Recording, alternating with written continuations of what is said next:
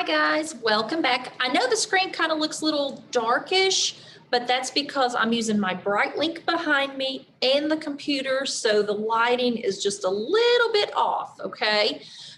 We are doing lesson 30 for Wit and Wisdom, so I'd like to go ahead and let's look at the BrightLink first, and then we'll go into our shared screens. So our welcome screen says we're going to read Fluency Homework 27A with expression. And it says allow a couple of students to come up front in the class and read the passage with expression. Well, we can't do it in the classroom, but I hope you're going to do this at home. So I'm going to share my screen with you. All right, so let's look at this. It says never smile at a monkey. Never collect a cone shell. Never step on a stingray. Never poach a pufferfish. Never cuddle a cub. Never stare at a spitting cobra. Never touch a tang. Never swim with a squid. Never smile at a monkey. Good job. So make sure you're practicing that, okay? All right, so let's stop sharing and go back. So let's get busy with our screen up here.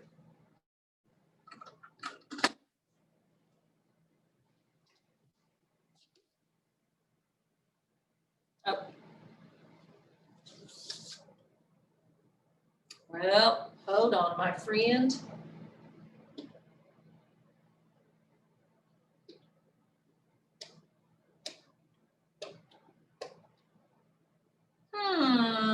My screen does not want to work for me.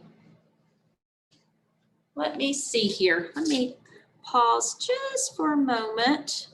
See if I can get it. All right, got to figure it out. I needed it on mouse. So our launch, our focus question today is, how do animals use their unique features in unexpected ways? Our content framing is, what does a deeper exploration of illustrations reveal about the author's points in Never Smile at a Monkey? So today we are going to dig deeper into Never Smile at a Monkey, but we are going to look at the illustrations, the pictures, okay? So let's think a minute. What else besides words can we look at to help us understand the story? I just told us the pictures, the illustrations, right? Because the pictures tell so much more than just the words. So let's look at our title page and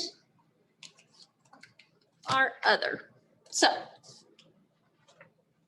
the front of the book, remember, never smile at a monkey. Here's the back of the book. It's kind of scary looking compared to the front. Yeah. And then if I look at the title page, there's the title page. Never smile at a monkey. Then you've got the asterisk and 17 other important things to remember. And you've got the picture of the monkey with his mouth open. Okay, so looking at the illustrations, which illustration is more convincing of the author's point to never smile at a monkey? Is this one or is that one? I'm thinking the back one also, because if I look and see those jagged teeth like that, I do not want to stare at a monkey. And I know you don't either. All right, so what we're going to do is we're going to do a tableau. A tableau is where we act out what we think they look like or what they do. It says to assign the following pages for you to act out in pairs with another one taking one page of the animal. So what we're going to do is we're just going to do it together. All right, because you don't have the book, I do. So I'll look at the page and I'll show you. All right, so it says never pet a platypus. Even though the platypus appears harmless, even comical, it waddles, so everybody can waddle about, but it's a poisonous mammal, and it has venomous spurs because if it kicks its back legs so everybody can kind of kick out, showing like it has a poisonous spur, right? But then on the back page, in the back matter, on page 27, it says platypus is about the size of a small house cat. Okay, it lives in Australia and it is one of two kinds of mammals that lay eggs rather than give birth to live babies. The platypus feeds on small animals and insects using special electric receptors on its bills to detect faint electric fields produced by its prey. And its poisonous spur isn't fatal to humans, but someone jabbed by a platypus can experience some very intense pain for weeks. Ugh. So a platypus, I would think, would use my nose, and I could dig in the dirt with my nose and kick my hind leg to hurt things really bad. Well, let's look at a hippo. A hippo, it says never harass a hippo because hippos kill more people in Africa than any other wild animal. And it says if you've blocked its water path or it feels that you've threatened its baby, it's going to charge you attacking with its mouth open. So if I was a hippo, I'm going to charge with my mouth open and my tusks down, ready to do some damage, right? Yeah. So you don't want to mess with the hippo. So if I look on that back matter for the hippo also on 27, it says they spend most of their time in the water where they gather in herds, or those herds are also called bloats, of 5 to 50 animals live together. They have sensitive skin. They avoid being sunburned, so they pass the daylight hours submerged in lakes or rivers, and just the tops of their heads stick out of the water. At night, they graze on the grass and plants. A male hippo can weigh 6,000 pounds on land, and on land, only the elephant is larger. Hippos are territorial, meaning they are fiercely a protector of their area. That makes them extremely dangerous to humans who get too close. So that's when they charge you. All right, so let's look at black bears on 11 and 12. It says black bears avoid people and are rarely aggressive. So they don't like being around people, okay? But if the mother bear thinks her cubs are in danger, she's gonna come get you, okay? So it's not a good idea to cuddle her cubs. So think about how would you be a bear? You just kind of sit there and look cute and fuzzy and warm, right? Yeah, okay. But then on page 28 in the back matter, black bears can be found in 41 of the 50 United States, Canada, and Mexico. They're omnivores, so meaning they eat roots, berries, seeds, fish, eggs, and insects, and small animals, even deer or young elk. The female black bear weighs much as 400 pounds. The males are even larger, reaching 600 pounds. The cubs, however, weigh less than a pound at birth, much less than a newborn human baby. But black bears have powerful claws, all right, and sharp teeth. They swim, they climb trees, and they run almost as fast as a horse. It's a good thing that they are generally peaceful and avoid humans. There have been a few attacks on people by hungry bears, but bad encounters with these bears most often happen when a mother bear believes her babies are threatened. So they're not going to threaten you unless they feel threatened. All right. Ooh, spitting cobra. I know you all like that one. Don't stare at it. So don't even look at the snake. Because if you come across it and it looks you in the eyes, it's going to spit that venom accurately, meaning it will hit your eyes 8 feet away and it will hurt. It could cause blindness. So don't ever look at it, okay? Don't even be near one. So let's look at the back matter for the spitting cobra on page 29.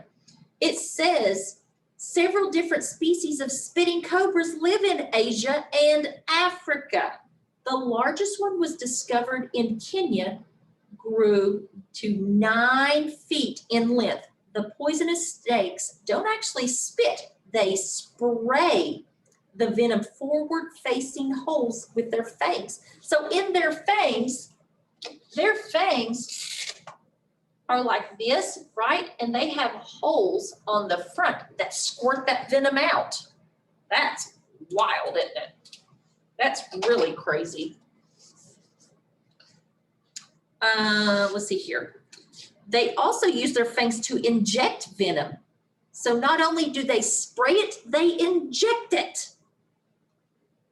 And a bite can prove fatal to a human. Spitting cobras eat frogs, birds, and small mammals. Ooh, that gives me the willies. Ooh, I don't like that.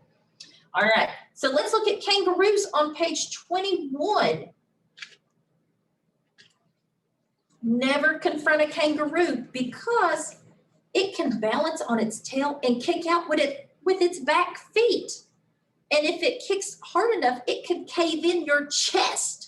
That's really dangerous, isn't it? So don't confront a kangaroo. And if I look at the back matter on page 30, it says all kangaroos are marsupials, where the female carries and nurses their young in a pouch. So pouch up here. It's the largest of the kangaroos, the red kangaroo, and they're found much throughout of Australia.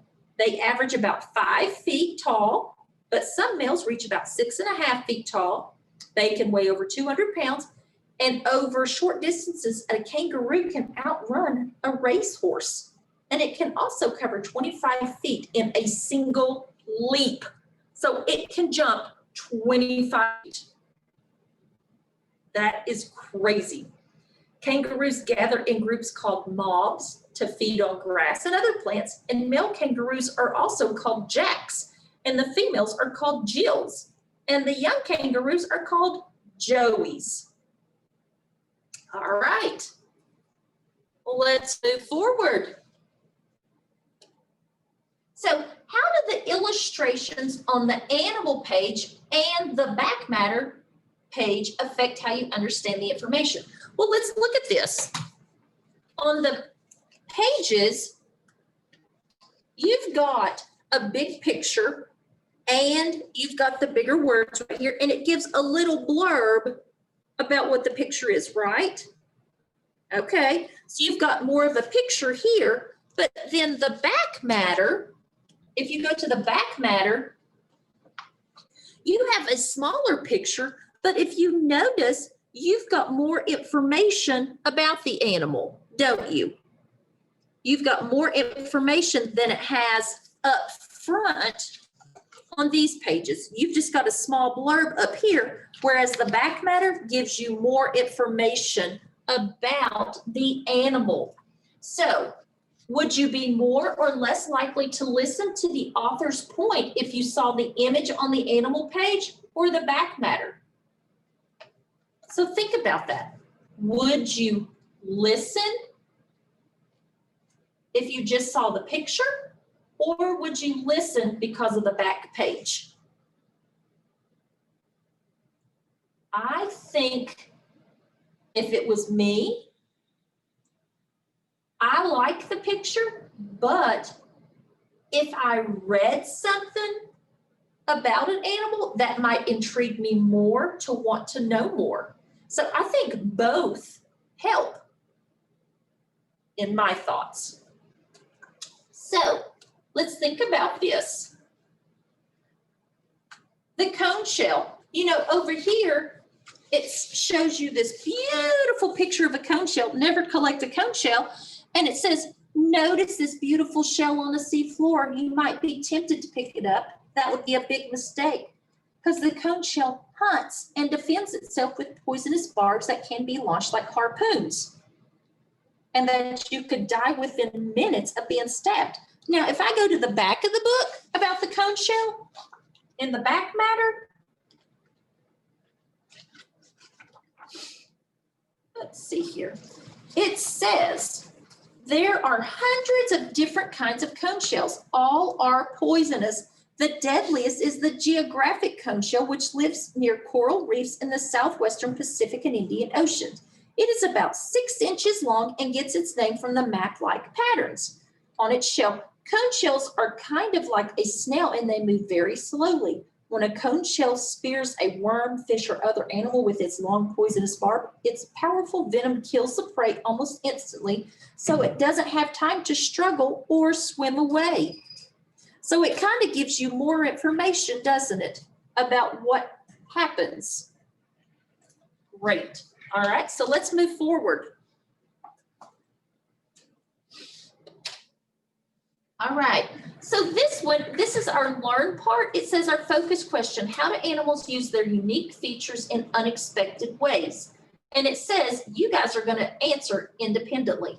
So this is the part I'm gonna share that we're gonna watch the video part, okay?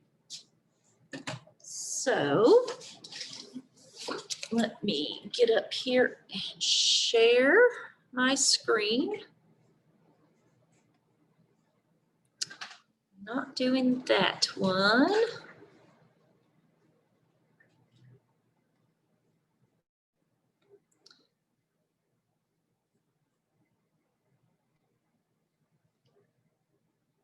Author's point and reasons. Take a look at your screen. You're going to see assessment 30A, focusing question task 5. We're going to look over this assessment together. We'll go through the steps for how to do the task, and after this video, you'll know what to write. Your classroom teacher will tell you how to show your work and how to turn it into them. Listen carefully. Write an informative paragraph stating the point the author of Never Smile at a Monkey makes. Include at least 2 examples supporting the point. Illustrate your example. I'll read it one more time. Write an informative paragraph stating the point the author of Never Smile at a Monkey makes. Include at least 2 examples supporting the point. Illustrate your example. Be sure to include all of the following in your response: a topic statement stating the point the author makes, 2 or more reasons that support the author's point, a conclusion that explains why the author's point is important, complete sentences that begin with a capital letter and end with a punctuation mark, an illustration that includes an animal. You'll be deciding what to write about today, and you'll practice saying your informative paragraphs out loud. But first, we need to figure out the author's point or message for the whole text. Since you'll be writing about the author's point for the whole text, let's review the author's point we've discussed previously. Never pet a platypus, never collect a cone shell, never harass a hippopotamus. What's similar about all these points? I'll ask it again. What's similar about all these author's points? What is the author trying to tell us? Share with your learning partner or just say it aloud. So what do you think the author's point is? Maybe they're all dangerous? Let's see. You talked about how the author is telling us to stay away from certain animals or that some animals may be dangerous. Put your thumb up if you talked about similar. Next, we'll practice including the author's point in the topic statement. Here's a sentence frame you can use for your topic statement about the author's point. Remember, the topic statement begins the paragraph. Listen carefully. The author tells us, I want you to now think about what the author's point is for the whole text and practice saying it aloud using this sentence frame. Remember, the sentence frame is the author tells us. Pause the video now to practice saying aloud and then share with your learning partner. Okay, so think about that. What does the author tell us? That animals are dangerous, to never pet a platypus. You decide, okay? Okay, you've practiced your topic statement. So now you'll work on the next part of your informative paragraph. Point to the part of the sandwich that comes after the topics. I'm sure you pointed to it. The next part is adding the information or the facts and details. Now, since we're writing about the author's point, the details will be the reasons the author gives to support the point. Some animals can be dangerous. The reasons provide information or details that support the author's point. Let's look at some of the evidence that we've collected about how some animals can be dangerous. Remember, for your focusing question task 5, you'll need to include at least 2 reasons to support the author's point about how animals can be dangerous. You can select from animals on the chart, but if you've collected more evidence with your classroom teacher, you can write about other animals too. Here's a sentence frame you can use when writing your reasons. A can. I'll say it one more time. A can. So, for example, if I were writing about kangaroos and how kangaroos can be dangerous, I would say a kangaroo can kick. Now it's your turn. Use the chart to practice saying some reasons how animals are dangerous. Okay. So let's think about this. You can choose any of the animals that we've talked about, or you can choose the animal on the chart, all right? So if, for example, a hippo can attack, right? A hippo can run with its mouth open.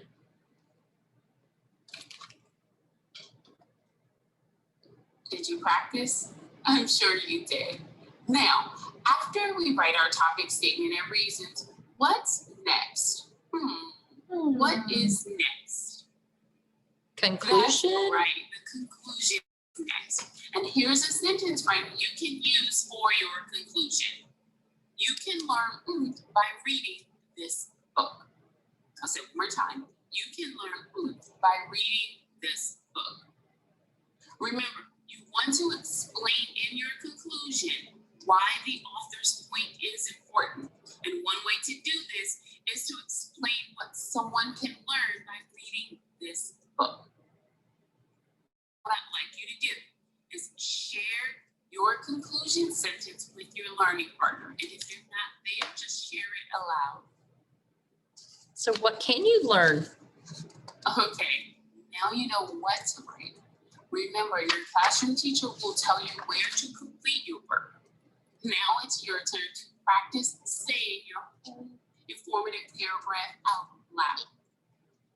Remember, you can go back and if you need to see the slide with the evidence to use for your sentences about the reasons. Pause the video and practice your informative paragraph explaining the author's point and reasons, and never smile at monkey. Okay, now think about this. Today is just practice, okay?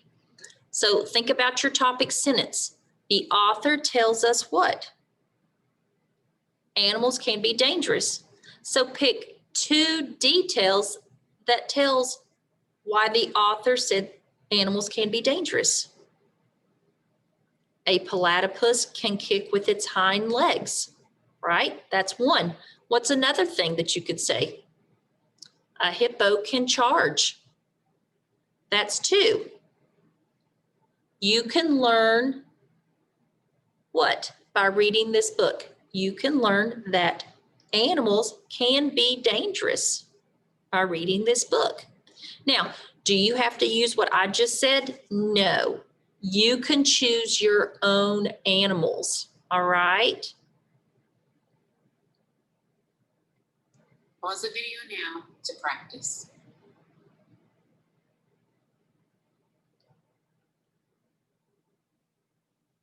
All right, awesome first graders. I really wish I could have heard you practice your informative paragraph out loud. Okay, so let's stop that. I am going to stop sharing my screen. Okay, so let's look up here.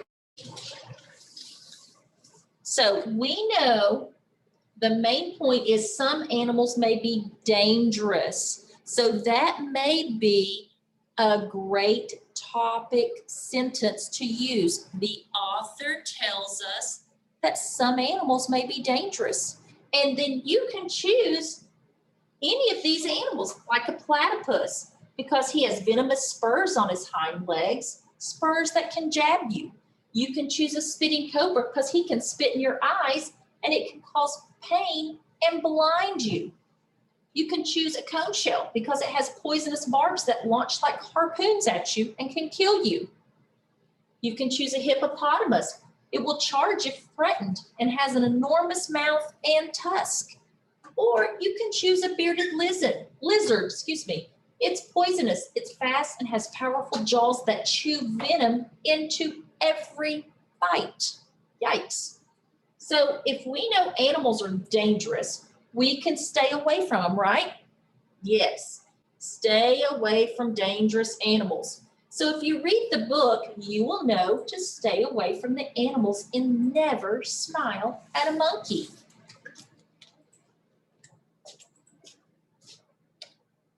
So, what reasons does the author provide to support the point that certain animals we may encounter may be dangerous? So think about the reasons. He tells us, doesn't he, that platypuses have those venomous spurs. We know that cone shells have those. We know hippopotamuses have huge mouth and tusk, right? And the bearded lizard has those jaws that just chew into you. So he provides support in telling us these things, doesn't he? Because if you look at the pages in here, start every page with, he starts with the word never. So telling you, don't do it. So why is it important to know that certain animals are dangerous? Why is it important? You don't want to get hurt, do you? That means stay away from them. Don't go around them. If your mama said, don't touch the stove because it's dangerous, are you going to go up and touch the stove? No, because she's telling you it's dangerous. Stay away from it, okay? So our topic sentence that we're going to be using for our story tomorrow is the author tells us what? The author's telling us animals can be dangerous. Our conclusion sentence, you can learn blank by reading this book. What can we learn by restating our topic? You can learn that animals are dangerous by reading this book, right? Yes.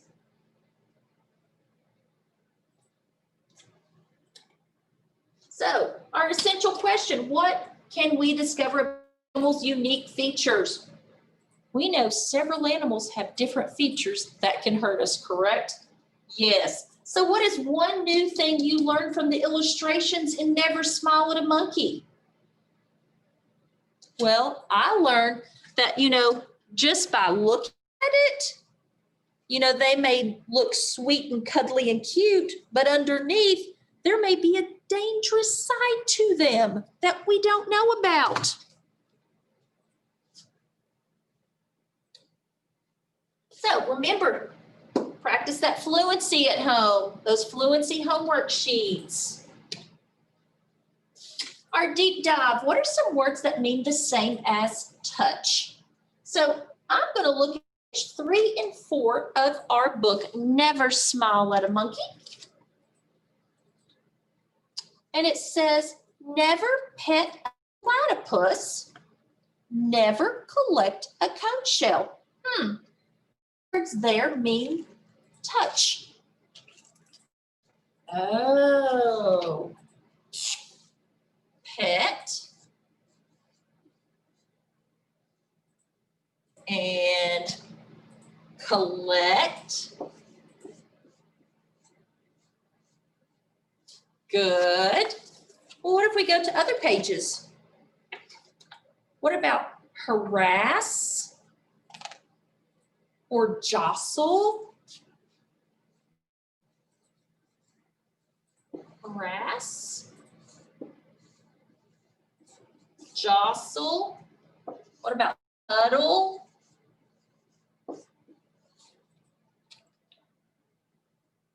Poach or clutch?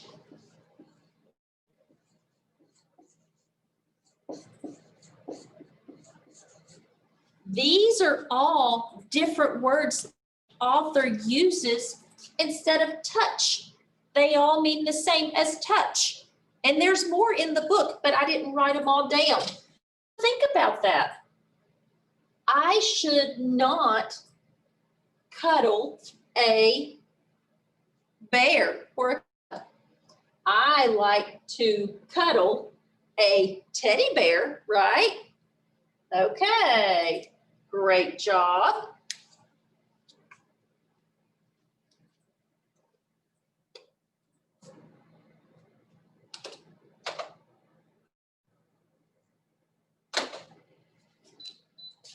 All right, my friends. That is the end of lesson 30. Okay. So you guys worked really hard for me and I appreciate it. And I will see you back here tomorrow for the next lesson. Bye.